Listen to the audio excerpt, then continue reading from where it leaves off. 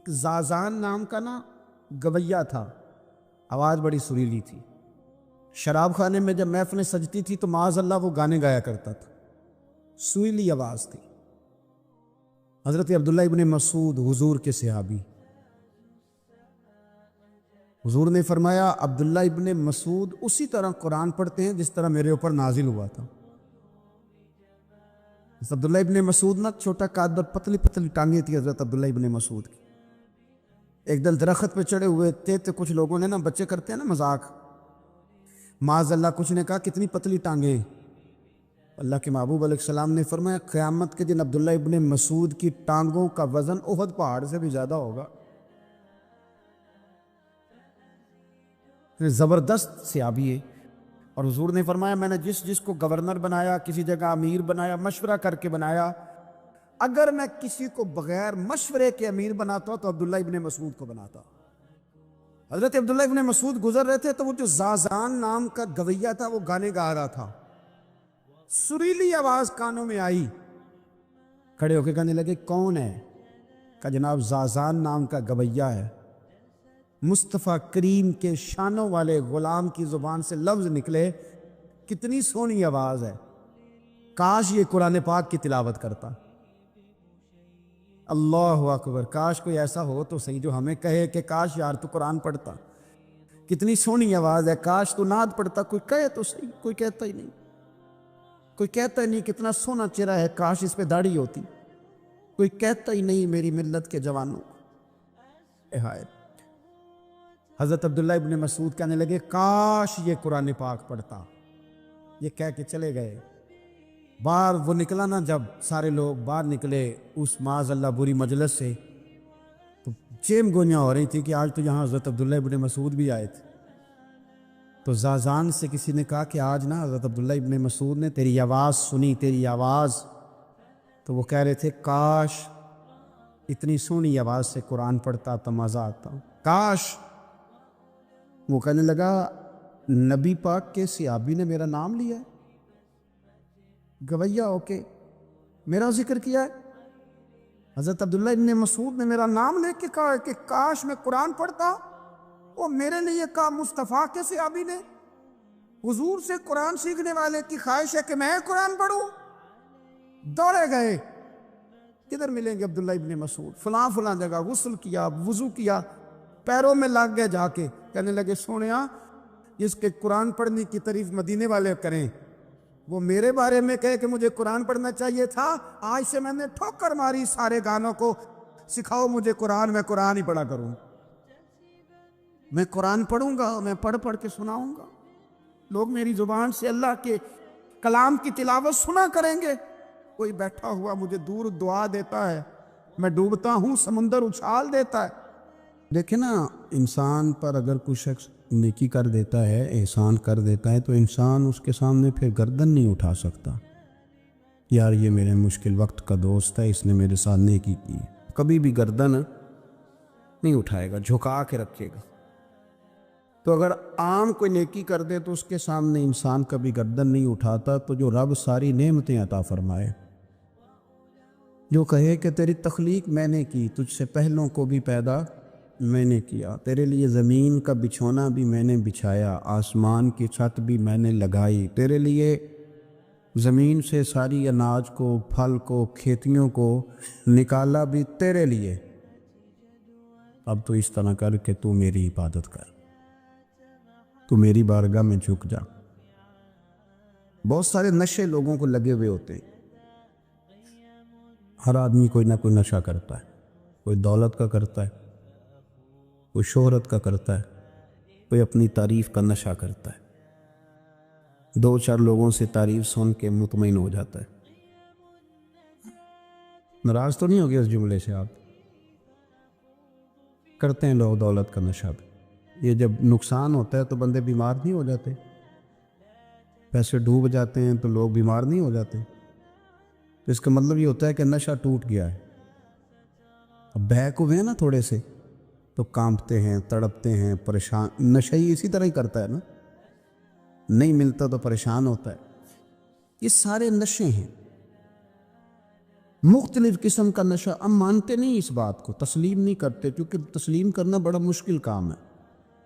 اس کے لیے تو بڑی ساری چیزیں جو ہے وہ دبوچ کے اور بڑی سارے رستے پھلانگ کے آنا پڑتا ہے، تو بڑا مشکل ہے ماننا، ورنہ کرتے ہیں ہم. ہمارا مزاج ہے. یہ گھومنے پھرنے کا، دنیا دیکھنے کا بھی ایک نشہ ہے. یہ بہت ساری باتیں کرنے کا بھی ایک نشہ ہے. گپ شپ کا بھی ایک نشہ ہے. دو چار لوگوں کی جب تک پگڑیاں نہ کھول لیں، بعض لوگوں کو نیند نہیں آتی. یہ غیبت کا، چغلی کا، بددیانتی کا، یہ بھی ایک نشہ ہے. اس پر ملا رومی رحمۃ اللہ نے بڑا کلام لکھا ہے. وہ کہتے ہیں مانگ کے کھانے کا بھی نشہ ہے. مانگ کے کھانے کا بھی نشہ ہے. وہ کہتے ہیں کہ ایک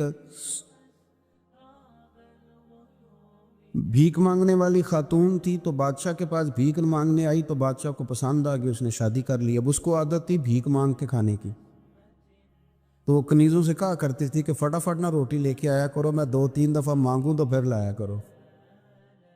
چونکہ ایک نشہ ہے نا، تو میں مانگوں 2-4 دفعہ تو پھر. تو انسان بہت سارے نشے کرتا ہے، یہ مانتا نہیں. یہ موبائل، یہ فیس بک، یہ سارے نشے ہی ہیں. اپنی فوٹو لگا لینا، سارا دن اسی کو دیکھتے رہنا. اور بڑے بڑے سیانے بندے جو وزادار ہیں، بڑے وزادار لوگ ہیں، لیکن وہ بھی سنجیدگی کے قائل نہیں، اس طرح کے نشوں کا شکار ہیں. یہ سارے نشے ہیں جو ہم نے پال لیے. ہمارے صوفیاء، ہمارے بزرگ فرماتے ہیں کہ تم اس طرح کرو، اگر سارے نشوں سے بچنا چاہتے ہو تو سجدے کا نشہ شروع کرو. سجدے کا نشہ شروع کرو. یہ نا اقبال کہتے ہیں، وہ عطار ہو، رومی ہو، رازی. آپ بات کو سمجھیں، عطار ہو، رومی ہو، رازی ہو، غزالی ہو، کچھ ہاتھ نہیں آتا بے آہ سحرگاہی. کہتے بہت بڑا صوفی ہو جیسے فرید الدین عطار تھے، بہت بڑا تصوف کا امام ہو جیسے امام غزالی تھے، بہت بڑا تفسیر کا استاد ہو جیسے امام رازی ہو. عطار ہو، رومی ہو، رازی ہو، غزالی ہو، پر کچھ ہاتھ نہیں آتا بے آہ سحرگاہی. اگر سویرے اٹھ کے روتا نہیں نا اللہ کی بارگاہ میں، اگر تہجد نہیں نہ پڑھتا، تو کچھ ہاتھ نہیں آتا بے آہ سحرگاہی. پھر اس کو کوئی چیز نصیب. میری بات کی سمجھ آ رہی ہے آپ حضرات؟ جب تک آپ سویرے نہیں اٹھتے، آپ اللہ اللہ نہیں کرتے، آپ کو نوافل کا چسکا نہیں، عبادت کا مزہ نہیں. فرمایا میری عبادت کرو، یہ شوق پیدا کرو، میں نے تمہیں پیدا کیا ہے. ہم لوگوں کے نشے، مختلف نشے، بڑا عجیب رنگ ہے. محفل کی صدارت کرنے والے بڑے پیر صاحب، بڑے القابات، بیچ میں سے بندہ تلاش کرنے سے بھی نہیں ملتا، اتنے بڑے لقب ہیں اس کے. لیکن وہ ساج سنور کے 2.5 گھنٹے بیٹھا رہا محفل میں، اور نماز کا وقت آیا تو اس نے مختصر سی پڑھی اور نکل گیا. ہلکے سے سجدے کیے. اتنا بڑا عشق رسول، نعت خواں، ہو کیا بات ہے. اور عشق رسول کا بہت بڑا پیغام اور بہت بڑا مبلغ. وہ بیچارہ سمجھ ہی نہیں سکا کہ اللہ کے رسول نے فرمایا تو نماز پڑھ، میری آنکھیں ٹھنڈی ہو جائیں گی. تو یہ نشے کے عادی تو ہیں، پر حقیقت کے قائل نہیں. یہ بس ٹھیک ہے، خوابوں کی دنیا میں لوگ زندہ ہیں، پر جن کو یہ جو نشہ تھا نا عبادت کا، یہ میرے رسول پاک کی چاہت ہے، یہ میرے نبی کریم علیہ السلام کی. آپ دیکھیں نا، حضور مہینوں جا کے غار حرا میں بیٹھتے. کیا وہاں تبلیغ کرتے تھے؟ کوئی کتاب لکھتے تھے؟ رسول کریم علیہ السلام مہینہ رہتے غار حرا میں. کوئی نہ مجھے دیکھے، کوئی نہ مجھے ملے. حضور یہاں کیا ہے؟ فرمایا میں اپنے رب کی عبادت کروں گا. نبی کریم علیہ السلام نے سجدوں کے ساتھ پتھروں اور پہاڑوں کو آباد کر دیا، سجدوں کے ساتھ. آپ کا سجدہ آپ کو بہت ساری چیزوں سے چھڑا لیتا ہے، یہ بہت ساری جگہوں سے جھکنے سے بچا لیتا ہے. صوفیاء، اولیاء یہ کیا کرتے تھے؟ یہ سجدے کا ذوق ہی تو پیدا کرتے تھے. سجدے کا ذوق. شاہ عبدالعزیز دباغ رحمۃ اللہ تعالی علیہ اپنے مریدوں سے فرمایا کرتے تھے کہ اگر تم پکے نمازی بن جاؤ نا، تہجد گزار ہو جاؤ، تو میرے پاس آنا جانا چھوڑ دینا. عرض کی حضور کیوں؟ فرمایا میں تمہارے اور رب رسول کے راستے میں رکاوٹ نہیں بننا چاہتا، اب میرا مقصود ہے تمہیں وہاں تک پہنچانا، جب پہنچ گئے تو پھر میری ضرورت ختم ہو گئی۔ ہاں کبھی وسوسہ آئے، شک پیدا ہو، تکلیف ہو تو آنا، ورنہ میں نہیں چاہتا کہ میں رکاوٹ بنا رہوں۔ تم اللہ اللہ کرو، اس مالک کو راضی کرو۔ میرے رسول پاک علیہ وسلم نے فرمایا بندہ اللہ کے سب سے قریب اس وقت ہوتا ہے جب وہ سجدے کی حالت میں ہوتا ہے۔ کس کے قریب ہوتا ہے؟ اللہ کے سب سے قریب ہوتا ہے۔ وہ بڑا نیڑے ہے رب کے، بڑا قریب ہے، اس لیے کہ وہ حالت سجدہ میں، وہ جب سجدے کرتا ہے نا، اس کی بارگاہ میں جب جھک جاتا ہے، آپ ذرا سجدے کی کیفیت دیکھیں نا، زبان بھی یہاں ہے، آنکھ بھی یہاں ہے، کان بھی، عقل بھی ساری، اس نے سارا کچھ رکھ دیا سجدے۔ آپ وہ کبھی پیچھے جائیں تو دیہاتوں میں کہا جاتا تھا ناک سے نکیریں نکالو، بہت بڑی سزا ہوتی تھی نا، ناک سے نکیریں نکالو، بڑی سزا ہوتی تھی۔ تو اس نے کہا مالک مجھے کسی نے کہا نہیں، پر دیکھنا میں نے رکھ دی ساری عقل سجدے میں، اور رکھ کے کہا کیا؟ سبحان ربی یا اللہ، اللہ میں پست ہوں تو اعلیٰ، اللہ تو میرا رب ہے اور تو سب سے اعلیٰ اتنا۔ اور فرمایا جب یہ اس کیفیت میں ہوتا ہے تو پھر یہ اپنے رب کے قریب ہوتا ہے۔ کثرت عبادت، نوافل، ہمارے ہاں عمرے کی قرآن اندازی محفلوں پہ ہونے لگ گئی ہے، حالانکہ حدیث سے ثابت نہیں۔ میں دوستوں سے کہتا ہوں جائز ہے، کرنی چاہیے، عمرے کی قرآن اندازی جائز ہے، پر کسی حدیث میں نہیں آئی کہ قرآن اندازی کرو عمرہ کرو۔ حدیث میں قرآن اندازی یہ آئی ہے کہ نبی پاک علیہ السلام نے فرمایا تمہیں پتہ چل جائے نا پہلی صف کا ثواب کتنا ہے، تم قرآن اندازی کرو۔ عمرے کی قرآن اندازی کا تو پوسٹر چھپتا ہے، تو یہ والی قرآن اندازی کب ہونی ہے؟ ہونی چاہیے کہ نہیں؟ حضور نے فرمایا تمہیں پتہ چلے کہ اس کا ثواب کتنا، تو تم قرآن اندازی کرو، تم قرآن ڈالو۔ جب آپ نماز پڑھ رہے ہوتے ہیں، جب آپ کا مصلی آباد ہوتا ہے، صلاح الدین ایوبی ایک بزرگ سے ملاقات ہو گئی بیت المقدس پر، قبضہ تھا عیسائیوں کا، تو صلاح الدین بڑے پریشان تھے۔ وہ بابا جی کہنے لگے پتر کیا ہوا؟ کہنے لگے حضور پتہ چلا ہے دشمن کے 2 بحری بیڑے اسلحہ لے کے آ رہے، مسلمان پہلے ہی کمزور ہیں، اور اب اگر 2 بحری بیڑے اور آ گئے تو حضور مسئلہ بن جائے گا۔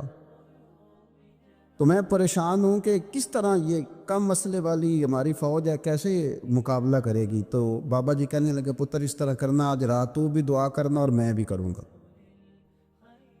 تو بھی دعا کرنا، آپ ناراض نہ ہونا، ہم تو پیروں والے ہیں، ہم تو پیروں کے نوکر غلام ہیں، ہمارا تو گزارا ہی نہیں، ہمیں تو ملتا ہے سارا کچھ وہاں سے۔ پر میرا سوال یہ ہے کہ تعویذ لینے جاتے ہو نفل کیوں نہیں پڑھتے؟ رات اللہ اللہ کیوں نہیں کرتے؟ یہ بھی تو ہمارے بزرگوں کا ہی طریقہ ہے، انہوں نے تو ہمیں سکھایا ہے۔ صلاح الدین ایوبی سے بزرگوں نے کہا کہ رات آج نا اللہ اللہ کرنا، تو میں تیرے لیے دعا کروں گا، تو بھی دعا کرنا۔ تو بندہ جب دکھی ہوتا ہے تو سجدہ کرتا ہے، تو پھر ہی تو مصلی بھیگ جاتا ہے، پھر ہی تو مزہ آتا ہے۔ سکھی بندہ تو کعبے جا کے نہیں روتا، دکھی تھے، تکلیف تھی، تو سر رکھا سجدے میں تو تڑپ گئے۔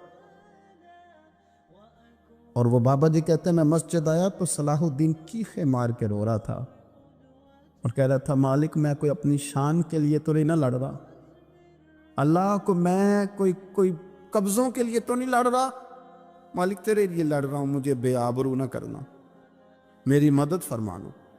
کہتے ہیں میں آیا تھا کہ مسجد میں دعا کروں گا، پر صلاح الدین ایوبی کو روتے دیکھا تو میں لوٹ گیا۔ تو سویرے صلاح الدین ملے تو بڑے خوش تھے۔ میں نے کہا پتر کیا ہوا؟ کہنے لگے حضور وہ بحری بیڑے 2 آ رہے تھے نا اسلحہ لے کے، دونوں ڈوب گئے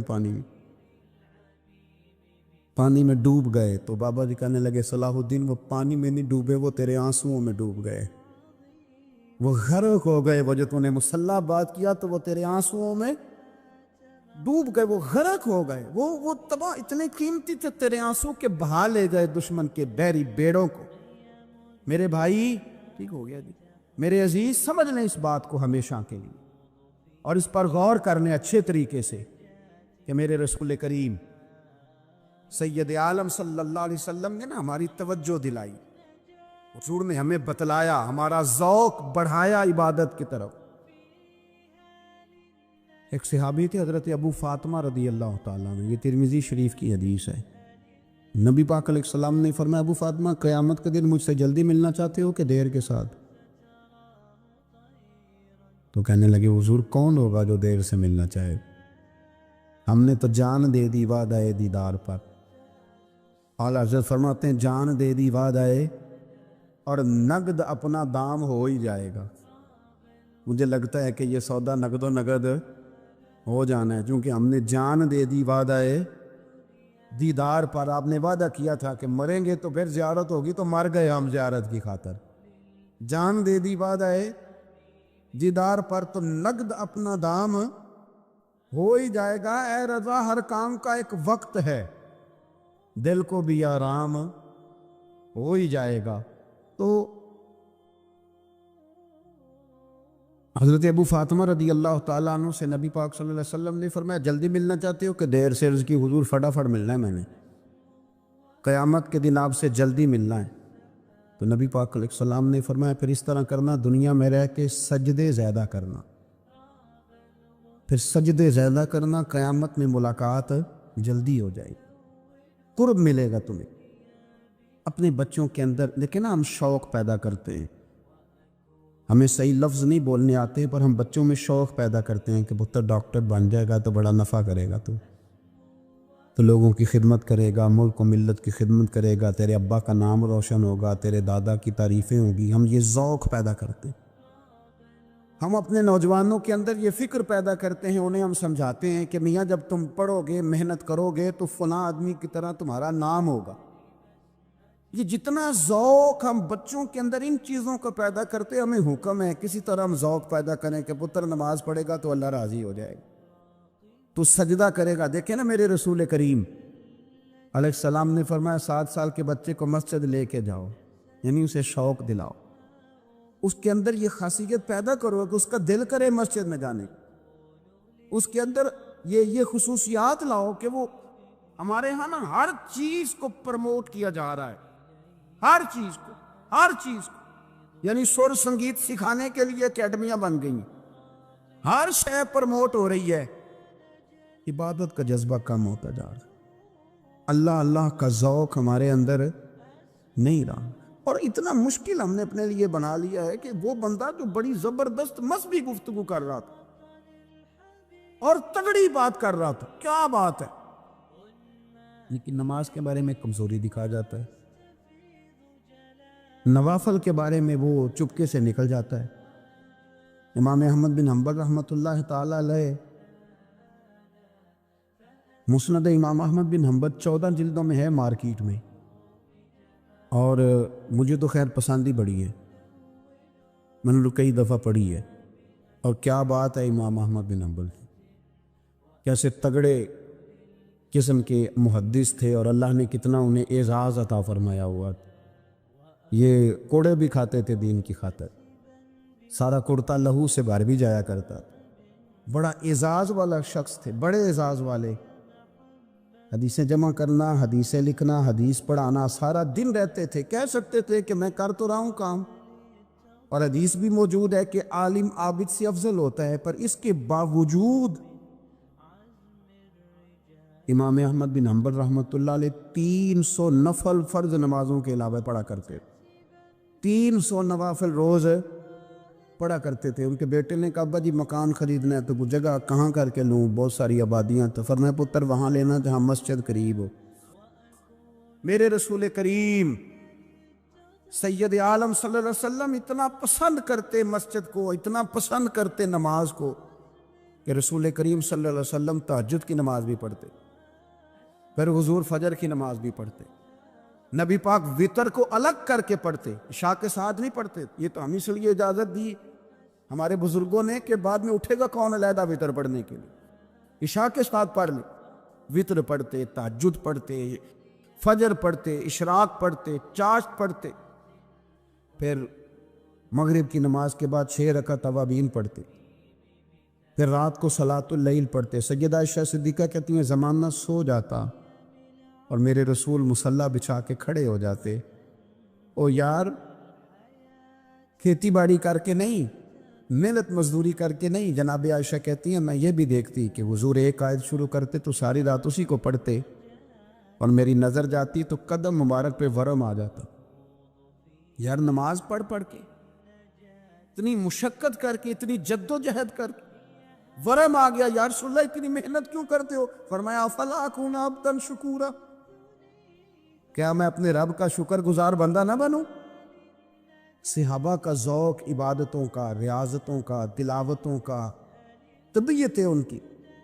مستدرک کے اندر حدیث ہے، رسول کریم صلی اللہ تعالی علیہ وآلہ وسلم کی پیاری زوجہ حضرت عائشہ صدیقہ رضی اللہ تعالی عنہ فرماتی ہیں نبی پاک کی بارگاہ میں عرض کیا گیا یا رسول اللہ صلی اللہ تعالی علیہ وسلم ذرا ارشاد فرمائیے گا عورت پر سب سے زیادہ حق کس کا ہے؟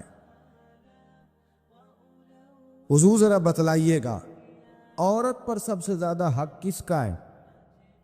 تو یہ کسی مفتی کا قول نہیں، یہ کسی دانشور کی رائے نہیں، یہ اس محبوب کا قول ہے جنہیں اللہ تبارک و تعالی نے دنیا میں راحت اور آرام دینے کے لیے مبعوث فرمایا ہے۔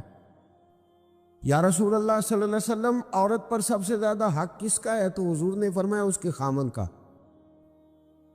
اسی مجلس میں، اسی محفل میں وہ شخص اٹھ کے نہیں گیا، وہی شخص حضور سے سوال کرنے لگا حضور تو مرد پر حق کس کا زیادہ ہے؟ عورت پر تو میں نے پوچھ لیا، نیا شخص نہیں آیا، نیا آدمی نہیں آیا۔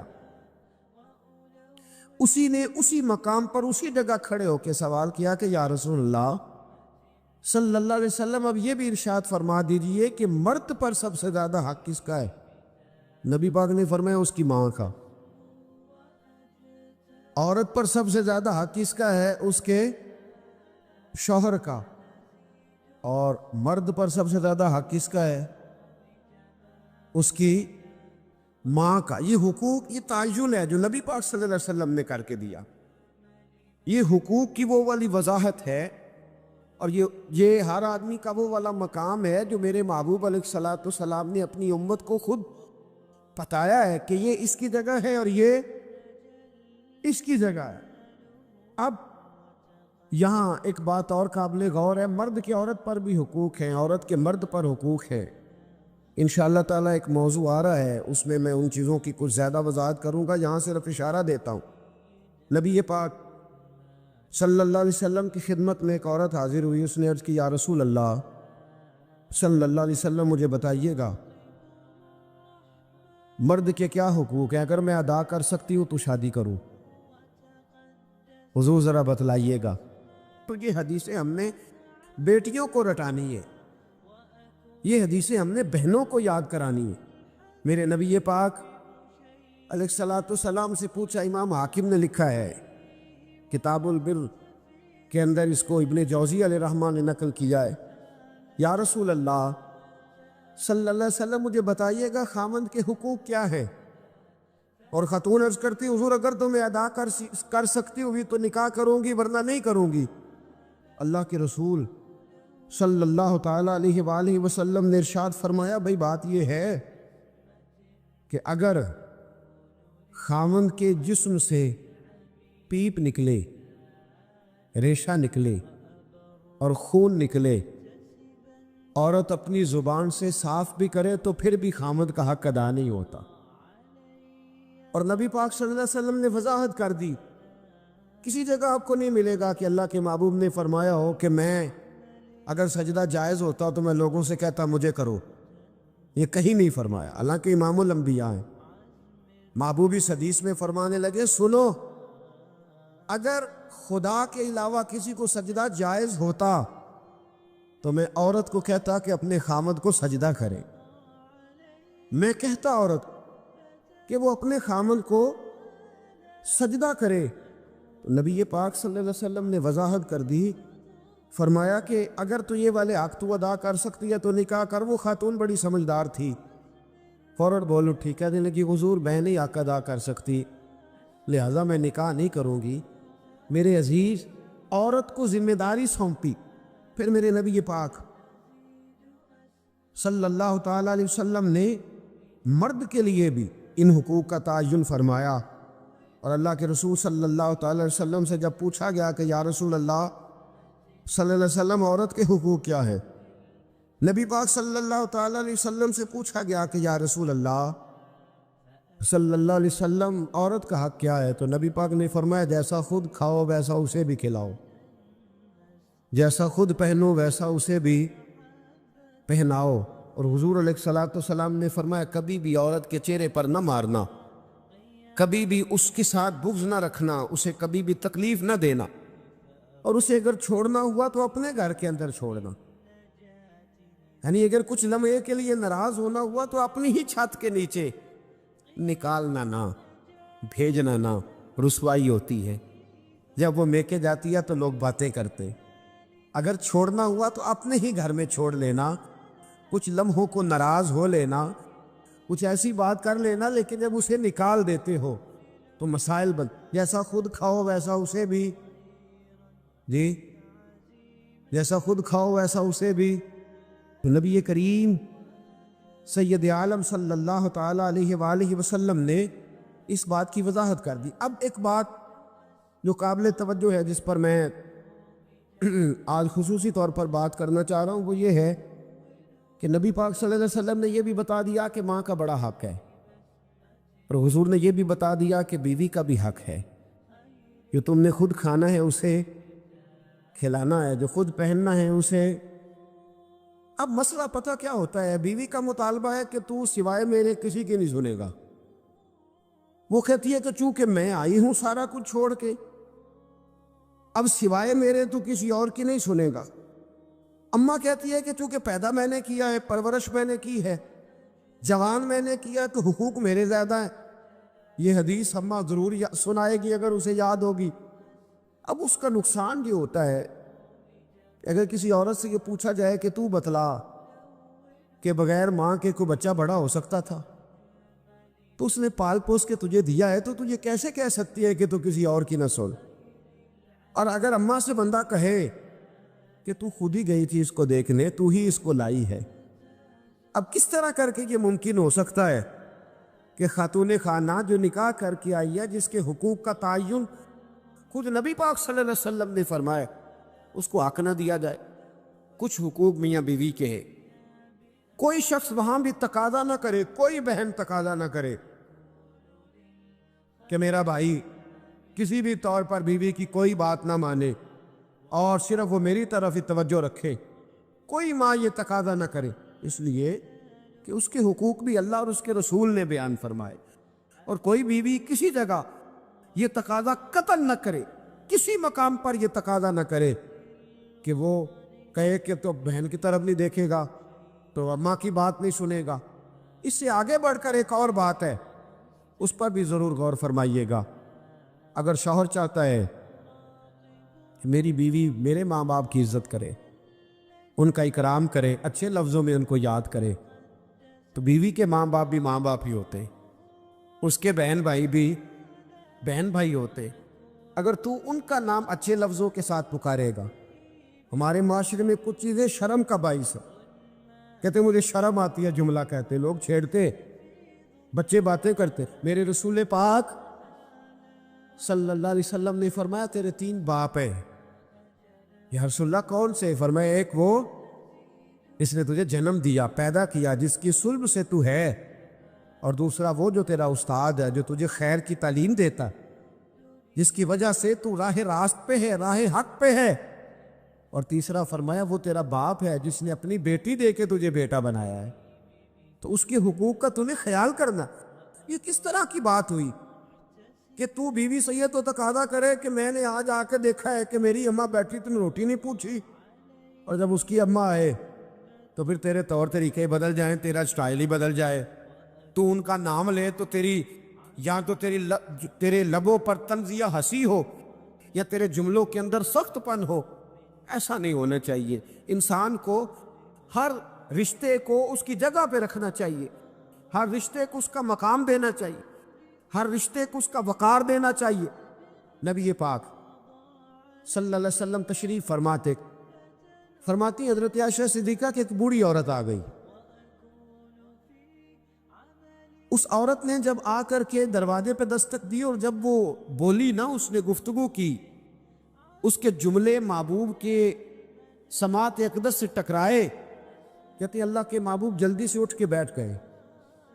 حضور نے اس بوڑھی کا استقبال کیا اور حضور نے اسے بٹھایا. فرماتی ہر آنے والے مہمان کو حضور بڑی عزت دیتے تھے، بڑا نوازتے تھے، ہر آنے والے مہمان پہ بڑا کرم فرمایا کرتے تھے، لیکن اس خاتون کو زیادہ اعزاز دیا. اللہ کے محبوب علیہ السلام نے اس کے لیے کھانا منگوایا، کھجوریں دیں، شہد کے ساتھ تواضع فرمائی. فرماتے وہ بی بی باتیں کرتی تو میں دلچسپی دیکھتا. کچھ مہمان ایسے ہوتے ہیں نا جو آئیں تو بندہ کہتا ہے اللہ کرے اب چلے جائیں نا کسی طریقے سے، اور کچھ ایسے ہوتے ہیں جن کو بندہ کہتا ہے اتنی بھی جلدی کیا ہے، ذرا ٹھہر جائیے، تھوڑا رک جائیے. دل کرتا ہے کہ وہ ذرا بیٹھے، ان سے کچھ اور بات ہو، کچھ بات اور آگے بڑھے. کس میں ہوتی ہے مہمانوں؟ محبوب پاک صلی اللہ علیہ وسلم نے بہت ہی زیادہ اہمیت دی. حضور محبوب کریم علیہ السلام جب وہ باتیں کرتی تو حضور دلچسپی سے سنتے، ان کے سوالات کے جواب بڑی گہرائی اور گہرائی سے دیتے. حضرت عائشہ صدیقہ فرماتی ہیں دیر کے بعد وہ بوڑھی اٹھی، کہا حضور اب میں چلتی ہوں. نبی پاک نے تحائف تیار کیے. ایک صحابی کو کہا ان کے ساتھ جاؤ اور تحفے انہیں دے دو.